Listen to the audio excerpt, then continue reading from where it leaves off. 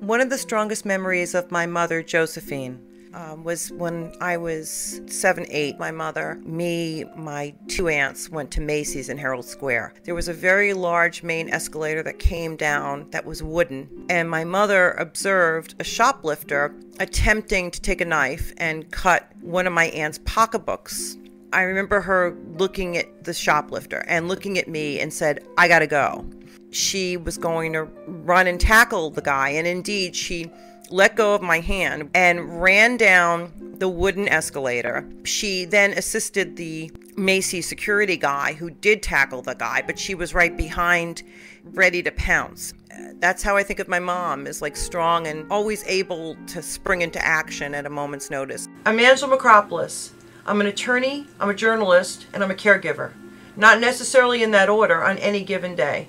In 2004, my mom was diagnosed with chronic inflammatory demyelinating polyneuropathy. Several years later, my life changed dramatically when I moved back in with her when she could no longer live alone with this disease. It's called neuropathy. What it is it hits the nerves. It may hit them in the legs, it may hit it in the arms, it may hit them in your face. It can hit anywhere. Well, and it hit me in my legs more so than any place else.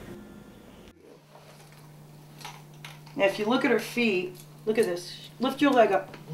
This is all the edema. You can't, now if I do this, you feel anything? Do you feel that? Yeah, you do. You feel that? Yeah. But you don't feel much in here? No. Right.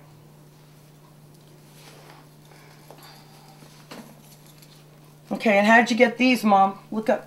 How'd you get this? That's always been there long. Yeah, well, a couple of years. But why did you get it, Mom? When you got bumped into. Correct. Because you have peripheral arterial disease. Okay. I feel that I can overcome it, but the only thing I can't overcome is the walking. That bugs me. And yet I do walk. Not with with the walker. Mm-hmm. I walk. Mm-hmm. But I don't like the walker. Mm-hmm. But you have to use it. We're going to do a couple more steps and then you're going to walk on the walker. Ah, come on, Angel. Ah, come on yourself. All right. Body forward. Come on. Forward. Mommy, you can't walk unless I can get you up. Yeah. Forward, Mom. Forward on your hips. Put your other hand up. Walk. Okay, just wait a moment. You okay? No. Right foot. Good girl. Left foot. Right foot. Right foot. Left foot. Right foot. Left foot. Left foot. Yeah. Left foot. Left foot. Why do I don't want them to see me? Because it's hard. It's hard, people watching you. And they do, it's not done purposely. It's done without, I don't even think they know it.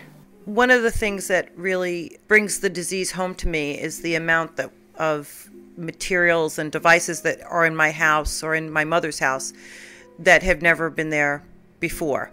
There is the walker, which is obvious. There is the pole for the IVIG that she receives every 3 weeks. And most importantly, the most important piece of furniture in the house, which is the mechanical lazy boy, without which she could not easily remove herself from a couch, a chair. That's her chair. I never use it. She has to use it. We also have foot catchers and grab bars all over the place. The whole house has different rooms that represent all the effects of the disease. I've had this so long, I'm going to go to sleep with it. I do go to sleep with it.